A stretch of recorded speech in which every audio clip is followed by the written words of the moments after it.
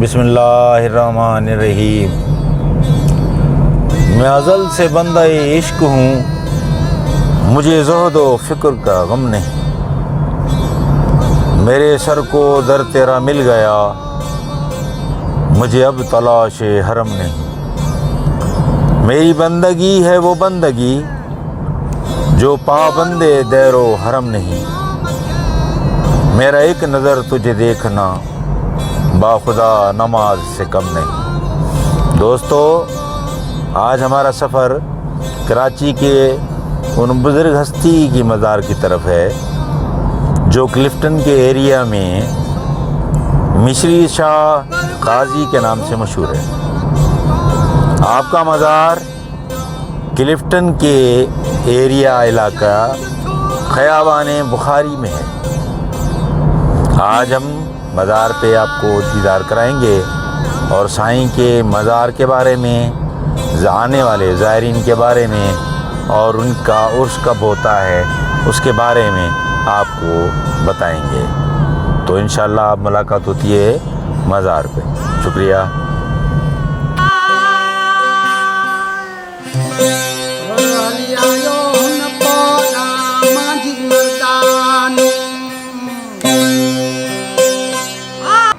نور سینے میں نہ ہو تو منور کیسا، نور سینے میں نہ ہو تو منور کیسا، یار جب سامنے ہو تو تصور کیسا۔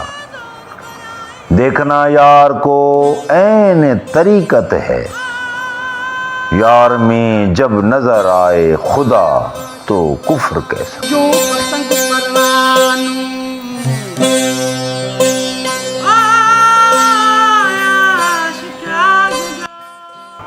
کراچی کی اس جگہ جہاں آپ کے مزار بنائی گئی، یہاں آبادی نہ ہونے کی وجہ سے بہت وقت گزرنے کے بعد ایک شخص نے آپ کی قبر مبارک کو اچانک پایا تو آپ کی قبر مبارک کو صاف کیا، اس پوری جگہ سے ریت کو ہٹایا اور آپ کی مزار مبارک کو تعمیر کروایا۔ آپ کے چاہنے والوں کی مدد شامل تھی اس میں۔ ان ہستی کو ابو بابا کے نام سے جانا جاتا ہے، وہ آپ کے خلیفہ بھی کہلائے۔ یہ سلسلہ چلتا رہا اور آپ کا عرس بھی ہر سال عقیدت و احترام سے منعقد ہوتا رہا۔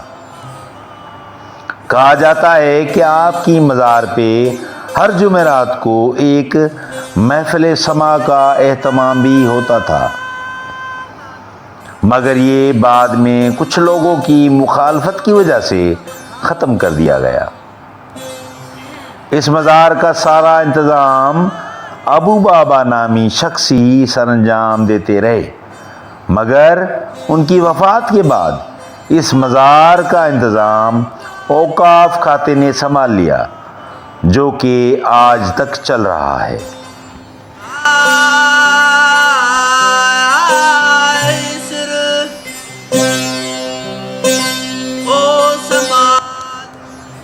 خسرو دریا پریم کا الٹی واقعدار،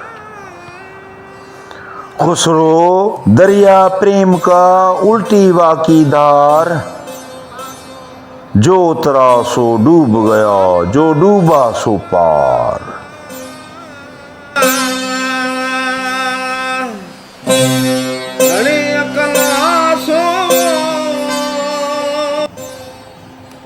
حضرت مشری شاہ غازی۔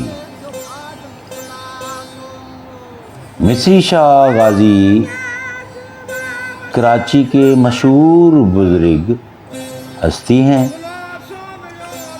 آپ کراچی کے بیچوں بیچ آبادی میں آپ کا مزار ہے۔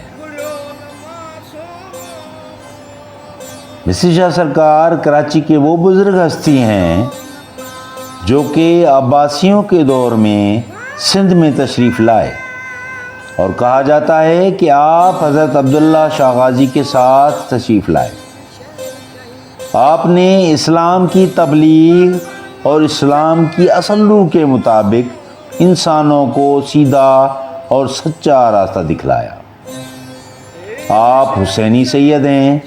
آپ کا تعلق امام حسین علیہ السلام سے ہوتا ہوا مولا علی کرم اللہ وجہ الکریم تک جا پہنچتا ہے۔ آپ اس دور میں سندھ تشریف لائے جب کہ اس دور میں بدقسمتی سے سادات کے لیے بہت ہی مشکلات تھیں۔ اسی وجہ سے کئی بزرگان دین سادات نے سندھ کی طرف ہجرت کی۔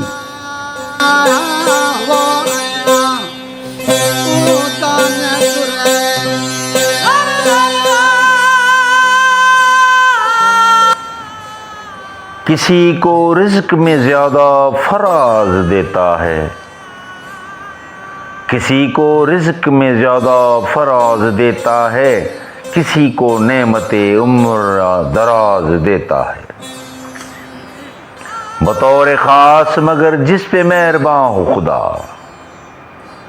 بطور خاص مگر جس پہ مہرباں ہو خدا، علی کے عشق سے اس کو نواز دیتا ہے۔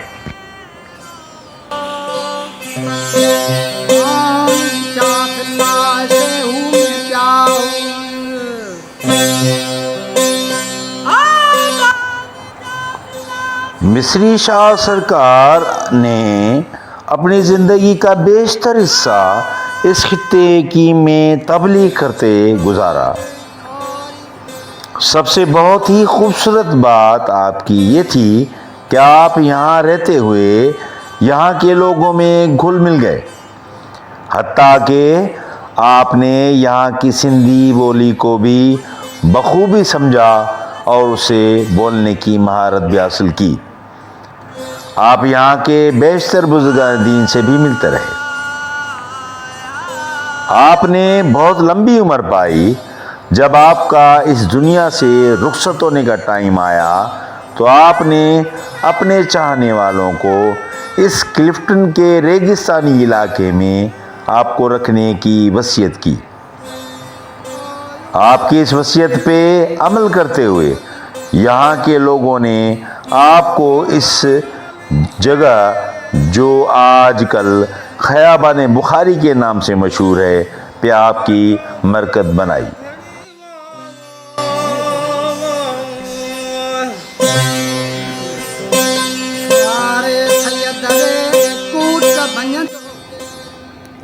عابد آزادی چاہتا ہے، عاشق گرفتاری چاہتا ہے، عابد انعام مانگتا ہے، عاشق دیدار کا طالب ہے۔ جو دل سے درویش ہوا اس کے پاس حقیقی درویشی جیسی قوت ہوتی ہے۔ اشیاء اس کے پاس کھینچی چلی آتی ہیں، مگر یہ ایک راز ہے، یہ راز بتایا نہیں جاتا، حاصل کیا جاتا ہے۔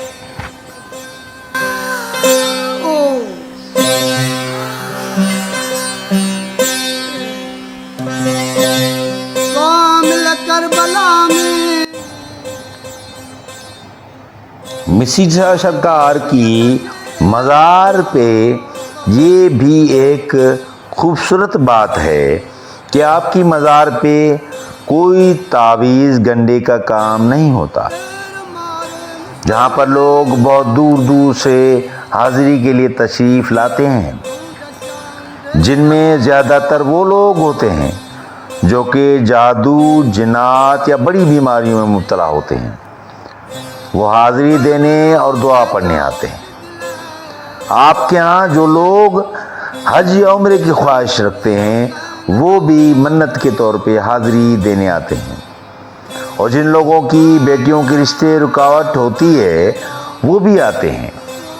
مصری شاہ سرکار کے مزار لوگوں میں اس وجہ سے بھی بہت مشہور ہے کہ آپ کے ہاں جو بھی جنات، جادو یا تعویذات سے پریشان ہوتے ہیں ان کی یہ پریشانی اللہ کے حکم اور مصری شاہ صاحب کی دعا کی وجہ سے دور ہو جاتی ہے۔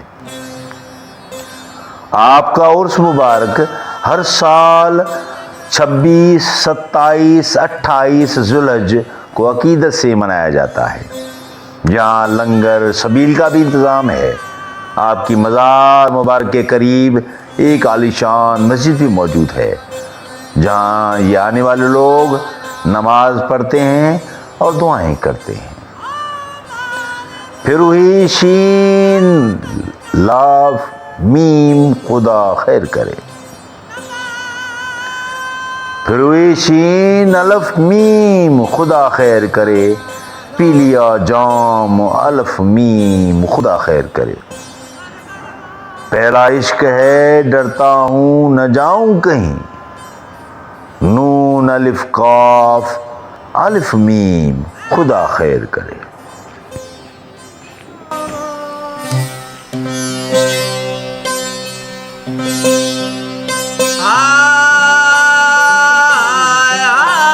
سچ کی او ستیہ جایا،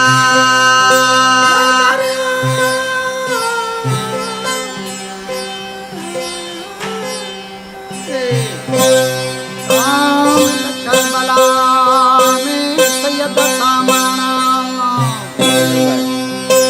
کامل کربلا میں سید سامانا، سید سامانا، سید سامانا۔ بسم اللہ الرحمن الرحیم، اللہم صلی اللہ سیدنا شفیعنا حبیبنا مولانا محمد وعلی آلہ وصحبہ وسلم۔ ربنا آتینا من لدنک رحمۃ وہی لنا من امرنا رشدا۔ اے پروردگار، ہم کو اپنی رحمت خاص سے نواز اور ہمارا معاملہ درست کر دے۔ دوستو، آج مصری شاہ سرکار کی مزار پہ حاضری دی اور وہیں پہ ہی حاضر ہیں۔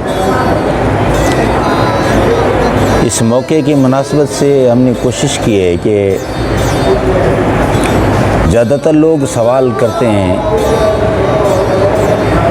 کہ مرنے کے بعد کیا ہوگا، زندگی بعد الموت۔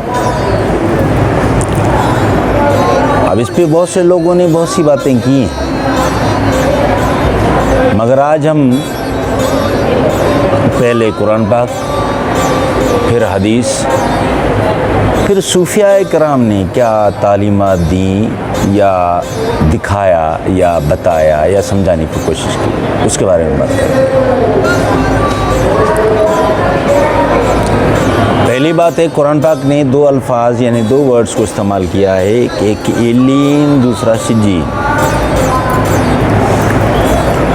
ان دو کو استعمال کرنے سے قرآن پاک نے یہ شاہدی دی ہے کہ جو لوگ یہاں سے منتقل ہو جائیں گے، جن کا انتقال ہو جائے گا، وہ اس دنیا میں ان کو لے جانا، جب لے جاتے ہیں ملائکہ تو ان کا اندراج ہوتا ہے۔ کہا کہ ایلین سجین کوئی جگہ نہیں، مگر آپ دفتر سمجھ لیں، کتاب سمجھ لیں، اندراج کا نظام سمجھ لیں۔ ایلین سجین دو ایسی جگہ ہیں جہاں پہ اندراج ہوتا ہے روحوں کا، جو صحیح ہے جو غلط ہے، یعنی کہ ایک جو گناہ گار ہے، ایک جو مومن کی روح ہے، دونوں کی انٹری ہوتی ہے، ان کا اندراج ہوتا ہے۔ قرآن اس بارے میں بتاتے ہیں۔ اس سے آگے جب ہم بات نکلتی ہے تو مشکات میں ایک حدیث ہے جو کہ کم و بیش 3 پیجز پہ ہے، جس کا ہم خلاصہ آپ کو بتائیں گے، جس کو پھر خود سے پڑھنا ہو یا اس پہ غور کرنے کے لیے ڈیٹیل میں پڑھنا ہو جس کو کہا جائے، تو وہ اس میں پڑھ سکتا ہے۔ مشکات شریف میں آیا ہے کہ جب انسان کا انتقال ہو جاتا ہے، انتقال کا وقت آ جاتا ہے، تو اس کے آنکھوں کے پردے ہٹا دیے جاتے ہیں، مینس اس کو ہر چیز نظر آتی ہے جو اب نظر نہیں آ رہی۔ پہلا یہ کام ہوتا ہے، وہ ہر چیز کو دیکھ رہا ہوتا ہے۔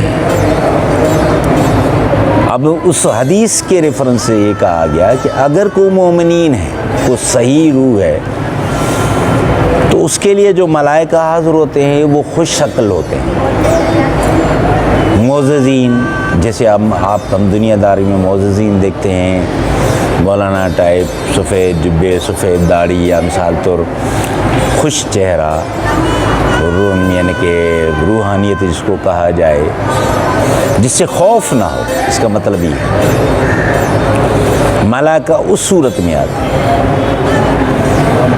اور اپنے ساتھ ایک کپڑا ململ، آپ اس کو کہیں، بہت سے لوگوں نے کہا ہے کہ جی وہ کفن لے آتے ہیں، بہت سے لوگوں نے کہا کہ جی ململ آتے ہیں، ململ کا کپڑا لاتے ہیں، بہت سے کہتے ہیں کہ ململ کا رومال لاتے ہیں۔ یعنی کہ ہمارا مقصد ہے کہ ایک ان کے پاس کپڑا ہوتا ہے جو مومنین کی روح کو لے جانے کے لیے ململ کا ملائم اور اچھا خوشبودار کپڑا لایا جاتا ہے ان کو لینے کے لیے۔ اس حدیث کے مطابق، مفہوم بتا رہا ہوں میں آپ کو، اس حدیث کے مطابق جب ملائکہ آتے ہیں وہ سلام کرتے ہیں، پھر اللہ کا پیغام دیتے ہیں کہ اے مومن باہر نکل، تو اللہ سے راضی، اللہ تجھ سے راضی۔ تو مومن کی روح باہر نکلتی ہے، اور اس حدیث نے کہا ہے کہ اس طرح نکلتی ہے جیسے کہ مشکیزہ ہو، اس کا منہ کھولا جائے۔ پانی کا مشکیزہ آپ نے دیکھا ہوگا، مشک جیسے ہوتی ہے پرانی، یا دیکھا ہوگا، آپ نے سنا ہوگا، ان کا منہ کھولو تو پانی ایک دم سے باہر کی طرف آتا ہے، تو ان کی روح بآسانی ایسے باہر آ جاتی ہے۔ وہ اس ململ کے کپڑے، رومال یا آپ جو کہیں، اس میں ان کو طے کرتے ہیں اور وہ اوپر کی طرف سفر کرتے ہیں۔ یہ حدیث شریف کے الفاظ ہیں کہ وہ اوپر کی طرف سفر کرتے ہیں، جہاں جہاں سے وہ گزرتے ہیں، اگر وہاں جو ملائکہ موجود ہیں خوشبو کا سا سما ہو یا خوشبو سی آئے تو ملائکہ بہت خوش ہوتے ہیں، یہ معلوم کر کے کہ یہ کسی مومن کی روح ہے جس کو لے جایا جا رہا ہے۔ اس کو پہلے آسمان پہ جب لے جایا جاتا ہے تو اس دروازے کو کھولنے کے لیے دستک کی جاتی ہے ملائکہ کی طرف سے، اندر سے آواز آتی ہے، کون، پوچھا جاتا ہے انٹروڈکشن کے لیے، یہ انٹروڈکشن کراتے ہیں کہ جی ہم یہ اور روح لائے ہیں، یعنی کہ فلاں شخص کی، اس کو اندراج کے لیے جانا ہے۔ تو مومنین کے لیے کہا جاتا ہے، حدیث نے کہا ہے کہ مومنین کے لیے وہ دروازہ کھلتا ہے، اور جو غیر مومن یعنی کہ گناہگار ہوگا اس کے لیے دروازہ نہیں کھلے گا۔ اگر اس کے لیے دروازہ کھلتا ہے تو پھر 1 2 3 4 5 حتیٰ کہ 7ویں آسمان پہ جاتا ہے، وہاں پہ ان کو اطلاع دی جاتی ہے کہ ان کا نام علیین میں درج کیا جائے، علیین میں درج کیا جائے، مینس اس کتاب میں، اس دفتر میں ان کا نام لکھ دیا جائے۔ اس کے بعد اس کو کہا جاتا ہے اس کو واپس لے جایا جائے۔ اب یہ بات یہاں تک جو بھی ہے مولانا آپ لوگوں کو بتاتے ہیں کہ جی جائے گا علیین میں اندراج ہو جائے گا، بس اس کے بعد کوئی بھی نہیں بتاتا، نہ ہی ڈیٹیل بتاتا ہے اس حدیث کی۔ اس کے بعد کہا کہ روحوں کو واپس کر دیا جاتا ہے، کہاں؟ زمین پہ۔ اب روحوں کو جب واپس کر دیا جاتا ہے زمین پہ تو اس میں بڑے سوالات پیدا ہوتے ہیں، لوگ سوچیں گے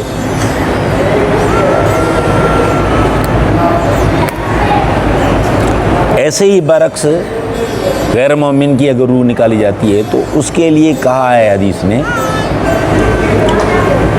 کہ ملائکہ جو ہوتے ہیں خوفناک صورت کیسے دکھتے ہیں، اس ٹائم خوف खौफ सतारी होता है, देखने वाला डर जाता है। और उससे जब वो मैसेज पहुंचाते हैं कि निकलो बाहर, बुलावा आया है तुम्हारा, तो वो जो कपड़ा अभी हमने कहा था कि मोमिनीन के लिए मलमल का कपड़ा, खुशबूदार कपड़ा, इस तरह का निज़ाम बनाया होता है, मगर इसके लिए हदीस ने कहा है टाट का कपड़ा, पुराना, जो ज़मीन पे आप सफाई के लिए इस्तेमाल करते हैं, पैर के लिए इस्तेमाल करते हैं, देखा होगा, सख्त सा कपड़ा, ख़राब सा कपड़ा, इस तरह का कपड़ा लाया जाता है। वो जब कहा गया है, बड़ी मुश्किल से वो रूह निकलती है। बड़ी मुश्किल से मतलब ये है कि वो खौफ के मारे बाहर नहीं आती।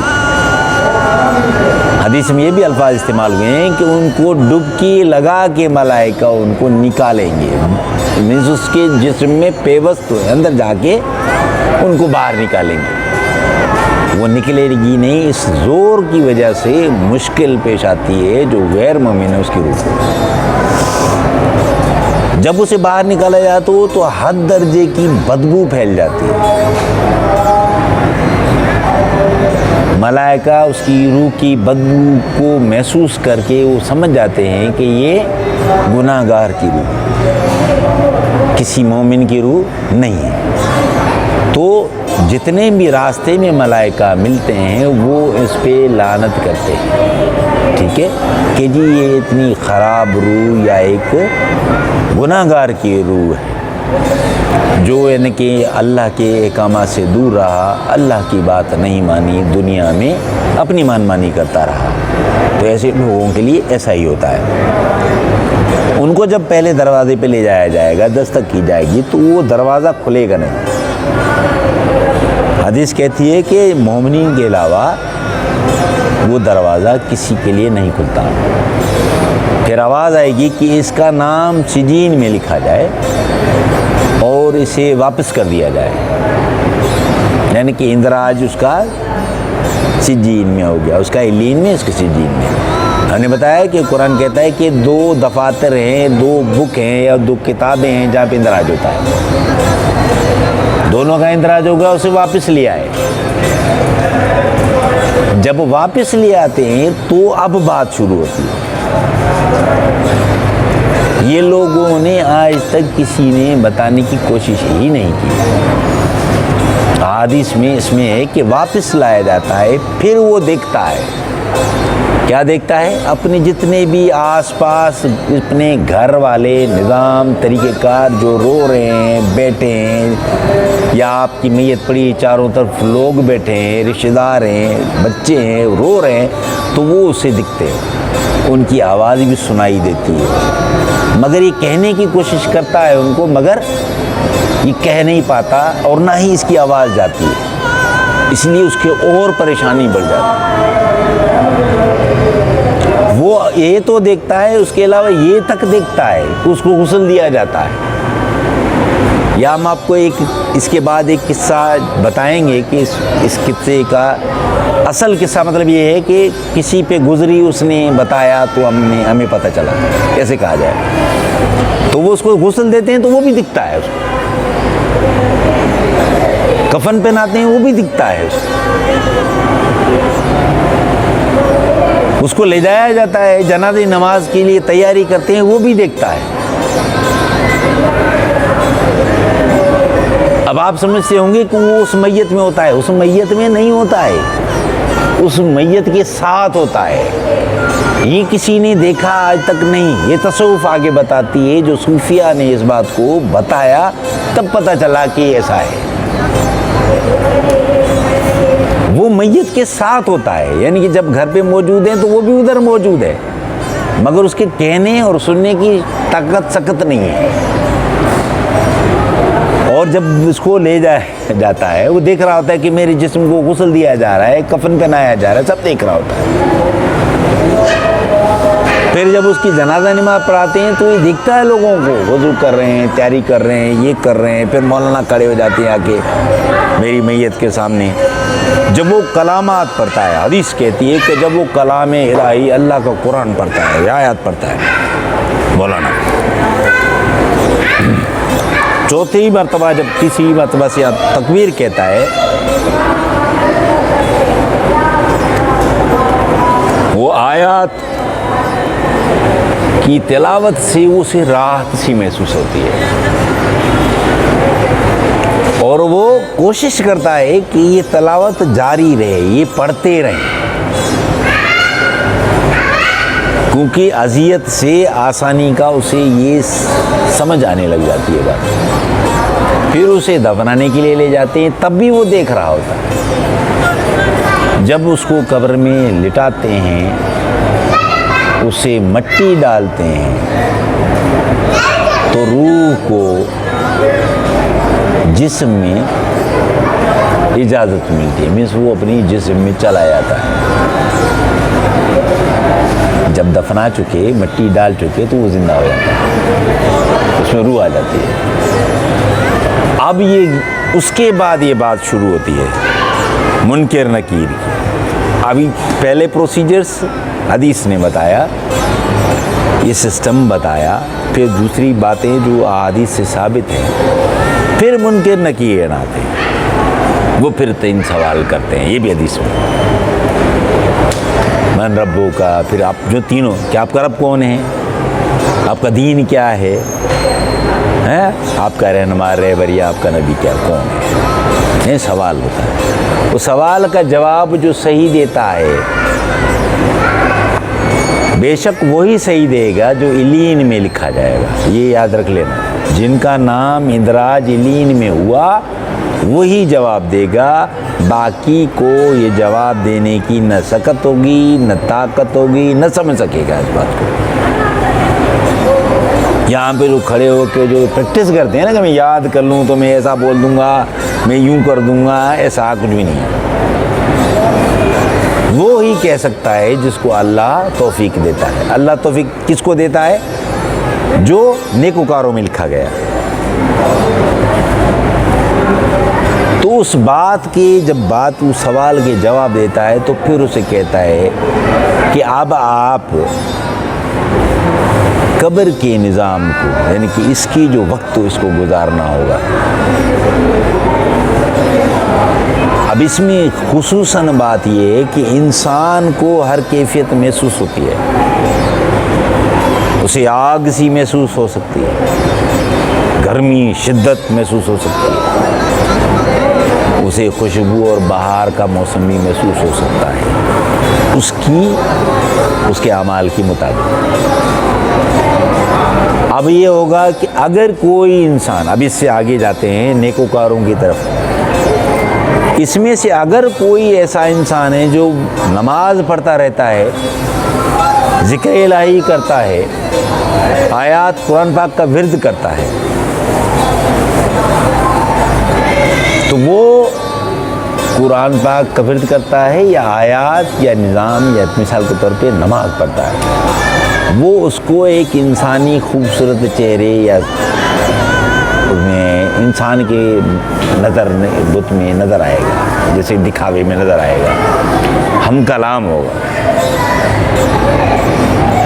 اگر یہ تکلیف میں ہے تو وہ اسے کہے گا کہ میں تکلیف میں ہوں تو کیا کروں، تو وہ بتائے گا۔ تو اس لیے دنیا داری میں اس بات کو یقیناً نوٹ کر لو، آپ کے اچھے اعمال کا ہرڈل، یعنی کہ اس کی رکاوٹ اس تک پہنچنے کی سب سے بڑی وجہ ہے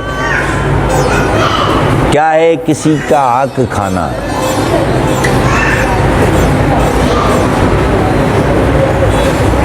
آپ نے کسی کے پیسے کھائے ہیں ادھار کی مد میں، کاروبار کی مد میں، کسی اور مد میں،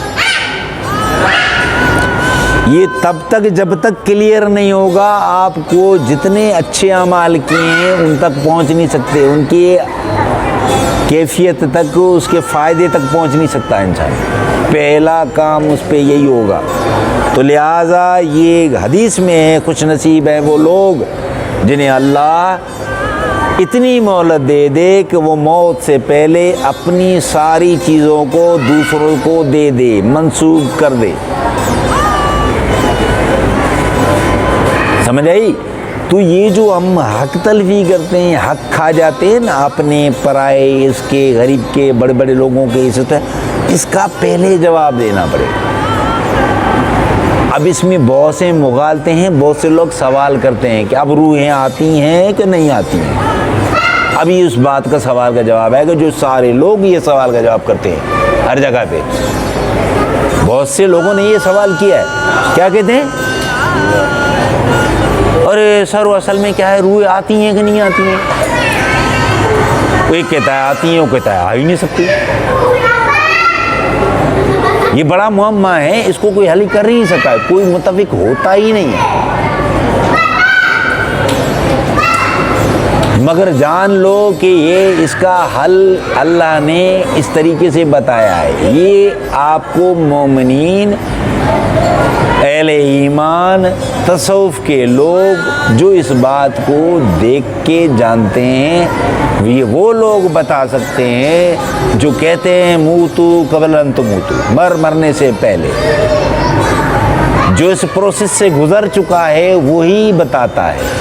یہ راز سینے کا ہوتا ہے اور اہل علم کو ہی دیا جاتا ہے۔ عام آدمی اس کو نہ دیکھ سکتا ہے نہ سمجھ سکتا ہے، سنے گا، ہاں بولے گا، کل کو پھر جائے گا، دوسرے کی بات سنے گا، اس کو یقین ہی نہیں آئے گا دل پہ۔ کیوں؟ کیونکہ اس پہ نہیں ہے۔ بتا ہم اس لیے رہے ہیں کہ میں بھی ہو سکتا ہے کسی انسان کی سوچ بات ادھر تک جائے تاکہ اسے آگہی ہو۔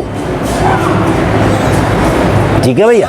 اصل مسئلہ ہوتا ہے جب وہ میں نے کہا کہ تلاوت قرآن پاک یا جو نماز یا ذکر الہی کیا ہے، وہ کہتا ہے کہ اگر یہ جو تم نے ادھار لے رکھا ہے یا یہ جو تم نے ہرڈل ہے اس بات کا، یہ حق تلفی والا معاملہ، یہ اللہ کہتا ہے میں بخشوں گا تب تک نہیں جب تک کہ وہ خود نہ بخشے۔ کون؟ جس کے ساتھ آپ نے کیا ہے جب تک کہ وہ خود نہ بخشے۔ پھر یہ التجا کرتا ہے کچھ راستہ ہونا چاہیے، کچھ مہربانی کا راستہ نکلنا چاہیے۔ وہ کہتے ٹھیک ہے دیکھتے ہیں۔ پھر تصوف میں یہ بات آئی ہے بات کہ اللہ تبارک و تعالیٰ وہ جو عبادت جو اسے سامنے پیش ہوتی ہے اسے یہ آگہی دینے کی کوشش کرتے ہیں، یعنی وہاں تک آ جاتی ہے بات کہ تمہارے پیچھے جو تم چھوڑ کے آئے ہو، تمہارے پیچھے جو تم چھوڑ کے آئے ہو، وہ ان کردہ جات کو اسے بتایا جائے تو وہ اس کو دے گا، بخشوائے گا یا اس کا حل کر سکے گا؟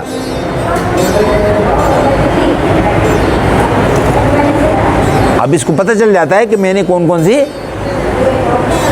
حق کھائے ہیں یا کتنے میں نے اس میں جو ہے نا نقصانات کیے ہیں، اس کو بتایا یہ تو کہا کہ کوئی ہے تمہارا اس کے پیچھے والا جس میں یہ بات ہو کہ وہ کر سکے، تو پھر یہ سوچے گا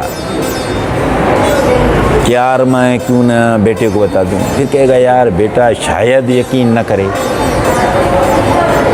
اب آ رہی ہے بات وہ جو جس کو آپ کہتے ہو کہ روح آتی ہے کہ نہیں آتی، کیا کہے گا کہ یار بیٹے پہ یقین نہیں، شاید وہ کر لے، شاید نہ بھی کرے۔ یار میں ایسا کرتا ہوں اپنے بھائی کو اطلاع دوں، پھر دیکھتا ہے یار بھائی کر سکے گا یا نہیں،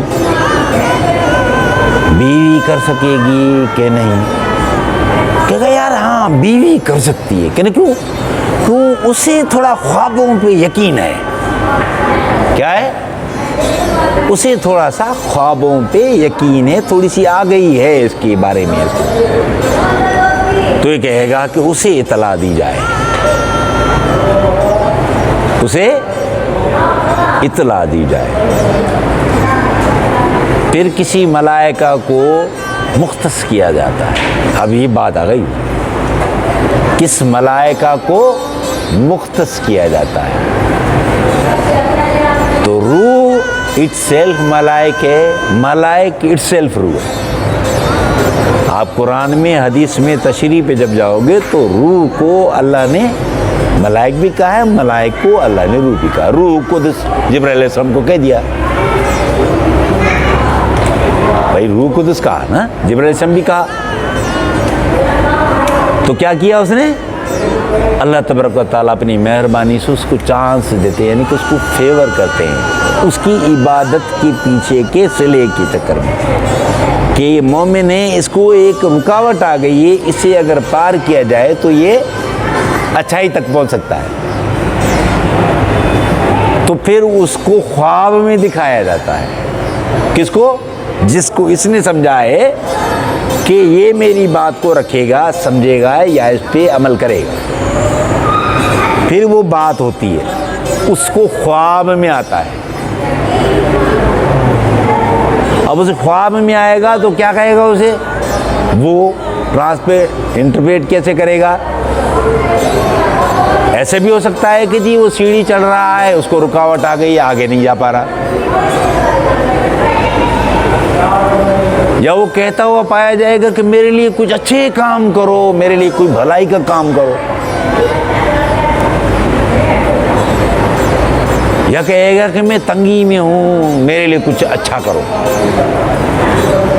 یا میرے لیے دعا کرو۔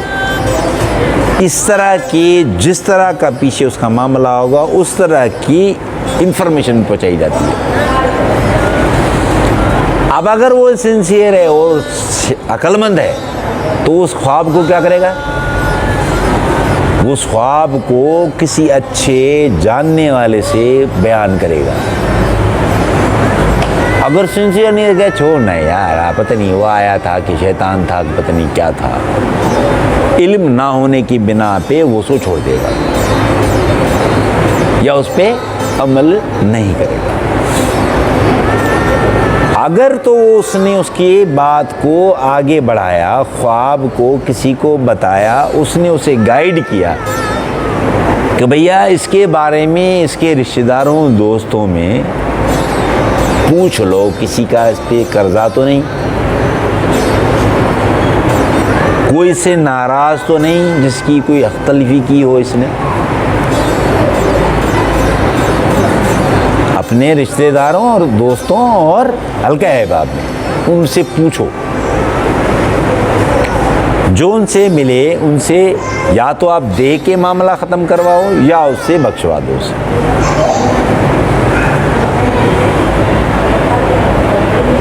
پھر اس کے بعد اس کو چھٹکارا ہوتا ہے آگے جانے کا، اس کا وہ جو عذاب قبر ہے، نظام ہے، وہ سختی تنگی جو ہے وہ اسی ختم ہوتی ہے، پھر وہ تھوڑا سا اور سکون میں آتا ہے، آگے کی طرف جاتا ہے۔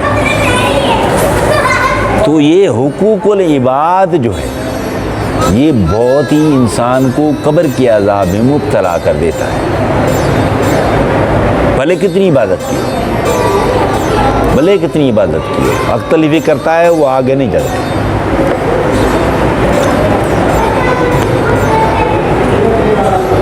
ابھی اس زمانے میں بہت سے لوگ کہیں گے بھئی یہ قبر کا عذاب کہاں سے لے آیا؟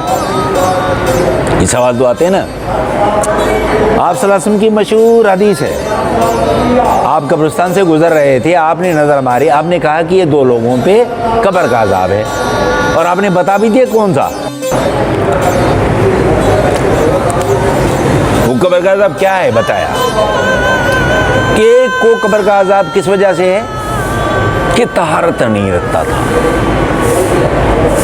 پیشاب کرتا، کپڑے کا، طہارت کا، وضو کا خیال نہیں کرتا تھا، بشرطے کہ اس کو پیشاب کا پرابلم تھا، مگر طہارت نہ رکھنے کی وجہ سے یہ کس میں مبتلا ہے؟ سزا میں مبتلا ہے، قبر کے عذاب میں مبتلا ہے۔ اب ہم لوگ کیا کرتے ہیں؟ کبھی احساس کیا ہے اس بات کا؟ نہیں کیا۔ دوسرا کا دوسرے کا کہ چغل خور، یہ کسی کی بلا وجہ کی باتیں اس کو اس کو مارتا تھا، چغل خور تھا، لہذا دونوں قبر کے عذاب میں مبتلا ہے۔ اٹ مینس کہ قبر کا عذاب ہے، آپ صلی اللہ علیہ وسلم نے فرما دیا، اس مینس اینڈ ہو گیا۔ دوسرا آپ نے کہا کہ وہ روح، اس کا مطلب ہے قبر میں موجود ہے، یہ بھی گواہی ہوگی کہ واپس آ گئے۔ یہ جو کہتے ہیں نا علین میں چلا گیا تو وہ سجین میں چلا گیا، یہ کچھ اور میٹر ہے۔ پھر آگے جب ہم بات کہیں گے وہ ہے عالم برزخ، عالم برزخ کیا ہے؟ یہ اٹ سیلف ایک بڑا جملہ، بڑا سوال ہے۔ ابھی ہم نے یہ کہا کہ موت کے بعد یہ جو ہم باتیں ملا جلا کے آگے پیچھے کرتے ہیں وہ یہ ہیں۔ تو آپ صلی اللہ علیہ وسلم نے کہا کہ درخت کی ٹہنی توڑے، کہا گیا کہ کھجور کی ٹہنی توڑ کے لے آئے، آپ نے ان پہ رکھوا دی، کہا کہ جب تک یہ ہری ہے ان پہ عذاب ختم ہو جائے گا۔ اس کا مطلب کیا ہے کہ دنیا میں جتنی بھی چیز سرسبز نظر آتی ہیں وہ ذکر الہی کی وجہ سے، ایسے ہی انسان بنجر ہو جاتا ہے جو ذکر الہی نہیں کرتا، جیسے ٹہنی سوکھ جاتی ہے، درخت سوکھ جاتا ہے۔ ہم لوگ کیا کرتے ہیں؟ ہم سمجھتے ہیں کہ جی اس سے کوئی فائدہ ہی نہیں ہے، اس سے کیا ہو جائے گا۔ تو کیا ثابت ہوا کہ جو ذکر الہی سے عذاب رک جاتا ہے۔ سمجھنے کی کوشش کرو، اگر یہ حدیث کو کوئی بھی پیش کرے تو اس کا مطلب کیا ہے؟ کہا کہ ذکر الہی کی وجہ سے اس سے عذاب رک گیا، تو اسی لیے کہا گیا۔ آپ صلی اللہ علیہ وسلم نے فرمایا کہ جو لوگ مر جاتے ہیں، گزر جاتے ہیں، یہاں سے چلے جاتے ہیں، دنیا میں 3 چیزیں اسے کام آتی ہیں، دنیا کی 3 چیزیں اسے پھر بھی کام آتی ہیں، مرنے کے بعد، دفنانے کے بعد بھی 3 چیزیں اسے کام ہی آتی ہیں۔ آپ صلی اللہ علیہ وسلم نے حدیث میں فرمایا پہلا کون سا؟ پہلا کہا کہ صدقہ جاریہ۔ صدقہ جاریہ میں یہ بھی ہو سکتا ہے کہ آپ نے مسجد بنا دی، پانی مہیا کر دیا، کسی کا کھانے کا انتظام کر دیا، کوئی پھل فروٹ والا درخت لگا دیا، کوئی اچھا درخت لگا دیا چھاؤں کے لیے، کوئی راستہ بنا دیا، جب تک وہ ہے صدقہ جاریہ ہے۔ اگر صدقہ جاریہ اس نے چھوڑا ہے پیچھے تو قبر میں اس کو عذاب سے بچائے گا، اس کو فائدہ دے گا مسلسل۔ دوسرا کہا کہ نیک و صالح اولاد، جس کی چھوڑی ہی اولاد نیک و صالح ہے، اس کے لیے دعا گو ہے، قرآن کے بھلے ایک ہی آیت پڑھ کے وہ اس کو کہتے ہیں نا کہ ثواب کے طور پہ اس کے لیے مختص کرنا یا ثواب کے لیے اس کو دعا مانگنا، تو وہ اس کو فائدہ دیتی ہے۔ یہ میں نہیں، آپ صلی اللہ علیہ وسلم نے فرمایا، یہ حدیث ہے۔ تو نیک صالح اولاد بھی ایسا ہی ہے جیسے کہ اس کی اولاد مسلسل اس کے لیے دعا کر رہی ہے۔ اب اس سے ریورس بھی ہو سکتا ہے، اولاد دنیا میں نہ ہو اور اس کے والدین زندہ ہو۔ یہ بہت ہی ضروری بات ہے، اس بات کو غور سے سنو۔ یہ وہ کام ہیں جو اللہ نے کہا ہے کہ حضور صلی اللہ علیہ وسلم نے فرمایا حدیث میں کہ اسے مسلسل فائدہ دیتی ہیں۔ تیسرا کہا کہ کوئی علم جو ہے اگر وہ پیچھے چھوڑ آیا ہے، کوئی علم جو وہ پیچھے چھوڑ آیا ہے، علم آ گئی جو پیچھے چھوڑ آیا ہے، وہ ریٹن میں ہے، اس کے طالب ہے، تو وہ کیا ہے، علم جب تک پریویل کرتا ہے، رہتا ہے، اس کو پڑھا جاتا ہے، تب تک کیا ہوتا ہے، تب تک وہ اللہ تبارک و تعالیٰ اس کو نیکیوں کا اجر دیتا ہے۔ تو زندگی میں ہمیں کرنا کیا چاہیے؟ ہم صرف یہ کہتے ہیں کہ جی بڑی گاڑی ہونی چاہیے، گھر ہونا چاہیے، دولت ہونی چاہیے، فلاں ایسی لگے ہونے چاہیے، یہ کام ہونا چاہیے، آشائشیں تو ڈھونڈتے ہیں ہم لوگ، مگر کبھی ہم نے یہ نہیں سوچا کہ ہم جس سفر پہ جائیں گے اس سفر کے لیے ہم نے کیا کیا ہے۔ اگر انسان سمجھدار ہو جائے اور یہ 3 چیزوں میں سے کسی ایک چیز کو بھی اپنے لیے مختص کر دے اس دنیا میں، تو وہ اس کو پیچھے مسلسل اس کو نیکیاں اور اس کو فائدہ دیتی رہتی ہے۔ تو لہٰذا ہم عالم برزخ کو بعد میں کسی کلپ میں آپ کو بتائیں گے، کیونکہ ٹائم تھوڑا سا محدود ہوتا ہے، تو اس لحاظ سے عالم برزخ پھر اس سے ہٹ کے ہے۔ ہم نے بتایا اس میں آپ کو ثابت ہو گیا روح موجود ہے، آپ کو ثابت ہو گیا اس میں سزا بھی ہو رہی ہے، قبر عذاب بھی ہے، اس میں ہو گیا کہ سوال بھی اس میں کیے گئے، اس سے پہلے اس نے کیا دیکھا، کہاں اس کی انٹری ہوئی، وہ کیا کچھ دیکھتا ہے، مردہ کیا کچھ دیکھتا ہے، میت کیا کچھ دیکھتی ہے۔ اب عالم برزخ اس سے علیحدہ بات ہے، لہذا کسی اور کلپ میں ہم اس پہ بات کریں گے۔ اور میری سب سے یہ گزارش ہے، جو بھی سنیں اس بات کو 24 گھنٹے میں سے صرف 10 منٹ، 24 گھنٹے میں سے صرف 10 منٹ جو لوگ اللہ کی آیت سورہ فاتح اور قل واللہ کو پڑھ کر اگر وہ اپنے جو گزر گئے ہیں ان کے لیے دعا کرے، صرف 10 منٹ روز کا معمول بنا لے، تو اس سے کئی گنا زیادہ اس کے جو گئے ہوئے مسئلے مسائل پرابلم عذاب میں پھنسے ہوئے ہیں، اللہ ان کو اس دعا کے بدلے میں اسے بخش دے گا، اسے آسانی پیدا کرے گا، اسے اسی بڑی پریشانی۔ اور آپ نہیں اس بات کو سمجھ سکتے جو صوفیہ نے بتایا کہ اس آگ سے نجات دلا دے گا جو آگ اس کے چاروں طرف اس کو جھلساتی ہے، اس کو تنگی میں ڈالتی ہے، اس کو پریشانی میں ڈالتی ہے۔ تو لہذا میں سب سے یہ گزارش کروں گا کہ اپنے پیاروں کے لیے، چاہے والدین ہوں یا آپ کی اولادیں ہوں یا آپ کے رشتہ دار ہوں، ان کے لیے 10 منٹ آپ رات کو سونے سے پہلے دعا اس کے لیے ضرور کریں۔ آپ کو اتنا نہ پیسہ لگے گا، نہ ٹائم لگے گا، نہ تنگی ہوگی، نہ پریشانی ہوگی، مگر جن کو ضرورت ہے ان کے لیے یہ جس میں زندگی میں امرت کام کرتی ہے، ان کی روحوں کے لیے اتنا بہترین اللہ ان کو اجر دیتا ہے۔ تو کوشش کرو کہ ہم ایسا کریں تاکہ ہمارے جتنے بھی جو گزر گئے ہیں ان کو فائدہ ہو۔ اور دوسری بات یہ ہوتی ہے کہ سوال تو ذہن میں بہت پیدا ہوتے ہیں لوگوں کے، گمان بھی بہت ہوتے ہیں، مگر وہ کبھی بھی حدیث قرآن کی بات کو اپنے دل میں بٹھانے سے ڈرتا ہے۔ کیوں؟ کیونکہ شیطان پرویل کرتا ہے، شیطان موجود ہے، اسے وسوسے دیتا ہے، ارے ایسا نہیں ہوگا، شاید ایسا ہوگا، ارے نہیں یار ایسا نہیں، ایسا ہے۔ کیا کرے گا؟ اسے وسوسے ڈالے۔ جس کو دل میں وسوسہ آ جائے تو سچی بات کو بھی گمان کر کے برا یا غلط سمجھنے لگ جاتا ہے۔ تو ہمیں اس سے بچنا چاہیے، اور 10 منٹ اپنے جو گزر گئے ان کے لیے دعا لازم کریں، طہارت میں رہیں، کسی کا حق نہ کریں۔ ہمیشہ یاد رکھو، کوشش کیا کرو، اگر کسی کے آپ کی طرف پیسے نکلتے ہیں آپ دے نہیں پاتے تو بھی اسے بخشوا لیں،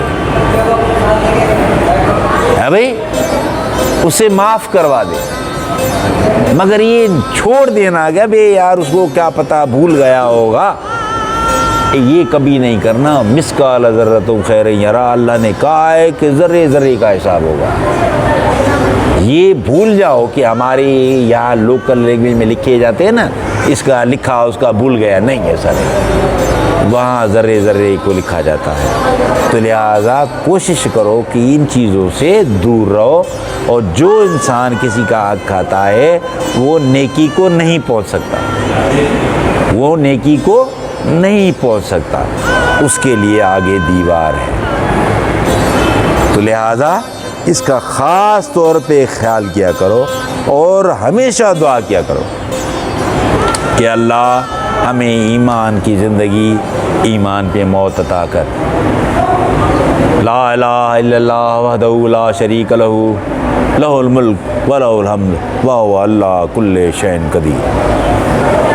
اس کا ورد کرو، جو اس کا ورد کرتے ہوئے اس دنیا سے چلا جاتا ہے وہ حدیثوں میں جا کے پڑھ لے کہ اس کے کتنے درجات بلند اور اس کو کتنی مصیبتوں سے چھٹکارا مل جاتا ہے۔ تو لہٰذا کوشش کرو اس بات کا، اور امید کرتا ہوں کہ سارے لوگ اس بات کو ذہن میں رکھیں گے، دل میں رکھیں گے اور کوشش کریں گے اس کو کرنے کی، تاکہ یہ ہمیں کام ہماری اولادوں تک جائے اور ہماری اولادوں سے ان کی اولادوں تک جائے، تو یہ ہمیں نیکیوں کا سلسلہ ہمارے لیے جاری رہے۔ تو دعا کرتے ہیں اللہ ہم پہ اس پہ ثابت قدم رکھے گا۔ ربنا آتینا فی الدنیا حسنۃ وفی الآخرۃ حسنۃ وقنا عذاب النار اللہم اجرنا من النار اللہم اجرنا من النار۔ ان اللہ و ملائکتہ یصلون علی النبی یا ایھا الذین آمنوا صلوا علیہ وسلم تسلیما۔ اللہم صلی علی سیدنا شفیعنا حبیبنا مولانا محمد وعلی آلہ وصحبہ اجمعین بعدد خلقہ۔ یا رسول اللہ یا رسول اللہ یا رسول اللہ، گر قبول افتض و شرف، گر قبول افتض و شرف۔ مولا بچا ہمیں ہر مصیبت پریشانی سے، بیماریوں سے، وباؤں سے بچا میرے مولا، تو مالک، تو کریم، تو وارث ہے۔ رب لا تذرنی فردا وانت خیر الوارثین، رب لا تذرنی فردا وانت خیر الوارثین۔ مولا تو بہترین وارث ہے، مولا تو بچا ہمیں مصیبتوں سے، مالک تو کریم غفور رحیم۔ مولا تو رزق عطا کر، مولا تو سان کی بیماریوں کو بچا، نیک خواہشات کے پورا فرما۔ ان اللہ و ملائکتہ یصلون علی النبی یا ایھا الذین آمنوا صلوا علیہ وسلم تسلیما۔ اللہم صلی علی سیدنا محمد وآلہ وصحبہ اجمعین بعدد خلقہ۔ گر قبول افتض و شرف، باقی لا الہ الا اللہ محمد رسول اللہ صلی اللہ علیہ وآلہ وسلم۔ او راما